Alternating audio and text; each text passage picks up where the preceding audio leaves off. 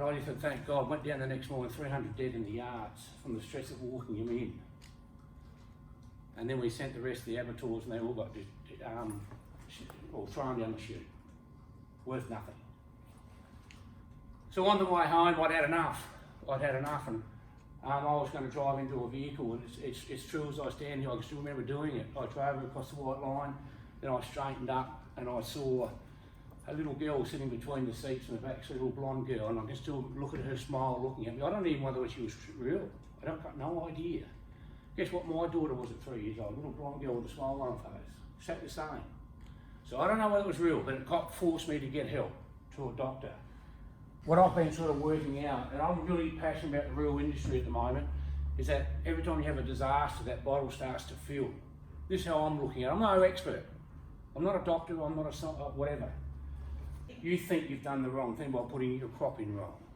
Only if I put it in 2 weeks earlier, only if I put it in 2 weeks later. Then you go home, your wife suffers. We've got to remember our wives suffer.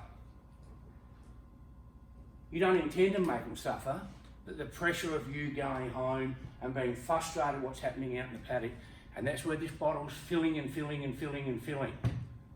And what we've got to do in these country communities is we've got to protect our own businesses.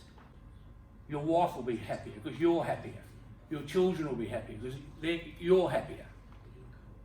You've got a purpose of putting the crop in. You're safeguarding your crop a little bit. I'm not here to tell you how to run your business.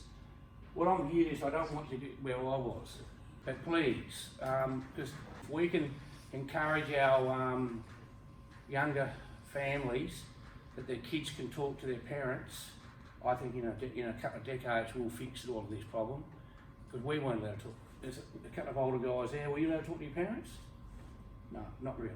Not about the important things. Not about the important things. And we've got to change that. We can change that. And you know, I've got grandchildren. And I'll just finish on this one. Coming in from the farm the other day, he said, "Pa, can I tell you something? You're 9 years old." And I said, "Right, Max, of course you can." So my life's gone to shit. And because I giggled like that, exactly the same, but I put my head out the window thinking, "Pa, this is serious to him." So I went back. Imagine if we said that to our dad, he would have kicked up the arse and he would have said, "I know what shit's all about, kid." Bang, boot up the arse and get out and work, wouldn't he? But I sat back and I said, "What's wrong, Max?" And he said, "I haven't got any friends." That was serious to him. And that's how I've got to change the way I think. So I let him explain himself. Then I give him the pa's advice. So now he came up the other day and he started talking about something else. So he's got confidence in talking to an adult. And that's what we've got to change for this mental health and be the leaders of it.